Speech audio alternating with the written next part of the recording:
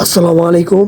সাংবাদিক ইলিয়াস হোসেন দেখেন নেট মন্ত্রীকে নিয়ে কি কথা বলে, সুন্দর কথা শুনবেন। তিনি কি বলতে চায় শুনবেন, মনোযোগ দিয়ে শুনুন। জুনায়েদ আহমেদ পলক এই কুকুরের ছানা বক্তব্য দিচ্ছে সে নাকি প্রবাসীরা যদি রেমিটেন্স না পাঠায় সে তাদের বিরুদ্ধে পদক্ষেপ নেবে। পলক, তোরে যখন মানে এই পাবলিকের এই ইয়েটা যখন কিনা মানে পুরোপুরি বাঙ্গু হিসাবে আসবে না, তখন তোর পেছন দিয়ে পদক্ষেপ দেওয়া হবে। সে আজকে বলছে যে তার মার বয়স 80 বছর, সোশ্যাল মিডিয়াতে ফেসবুকে সে ঢুকতে পারছে না, তার বাবা মা তুলে তারপরে তাদেরকে আওয়ামী লীগের লোকজনকে গালি দিচ্ছে। ওর মার বয়স নাকি 80 বছর।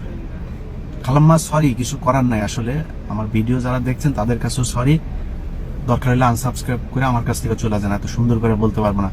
তোর মার সাথে কোনো ভালো জিনিসের মিলনের ফলে তোর মতো পলক পয়দা হয় না। আওয়ামী লীগ কখনো মানুষে মানুষে এই মানে মিলন করে তারপরে আওয়ামী লীগ পয়দা হয় না। তোদের মায়েদের সাথে কুকুরের এই মিলনের ফলে তোরা পয়দা হুয়া, তোরা কোনো মানুষের পয়দা না। তোরা এই মুহূর্তে সারা দেশের মানুষ, ওরা এখন নতুন আরেক মাসলা নিয়ে আসছে, কি জানেন? ওরা বলে যে এসব গুজব, এসব নাকি বিভিন্ন সময় ভিডিও নাকি এগুলো ই করে তারপরে দেয়। এটা মানে ওদের মাথার ভেতরে সব সময় মানে একটা লজিক কাজ করে, ওই লজিক জীবনে আপনার মাথায় আসবে না, আপনার আমার মাথায় এই চিন্তা জীবনে কোনোদিন আসবে না। ওদেরকে এইভাবে বোঝানো যায় এবং ওরা এইভাবেই বুঝে। সো এই রেমিটেন্স, সে কালকে বলেছে না যে তার রেমিটেন্স পাঠানোর জন্য ব্যাংকের এই যে সকাল থেকে 8টা থেকে কয়টা পর্যন্ত খোলা রাখার ব্যবস্থা করা হয়েছে, আপনারা প্লিজ টাকা পাঠান। ওদের লুঙ্গি খুলে যাওয়ার মতো অবস্থা হয়েছে এই কয়েকদিন রেমিটেন্স না পাঠানোতে। আপনাদের কাছে অনুরোধ বাংলাদেশের মানুষ অনেক অনেক মানে ত্যাগ তিতিক্ষা আপনারা করেছেন। আপনাদের কাছে রিকোয়েস্ট যে এই অন্তত 3টা মাস অন্তত একটা টাকা পাঠাবেন না বাংলাদেশে। টাকা পয়সা যদি মনে করেন খুব ইমার্জেন্সি যদি পাঠাইতে হয়, সেটা ব্যাংকে পাঠাবেন না। যারা দেশে টাকা জমাচ্ছেন তাদেরকেও বলবো যে সামনের সময়টা খুব ভালো না, একটা অস্থির সময় আসবে।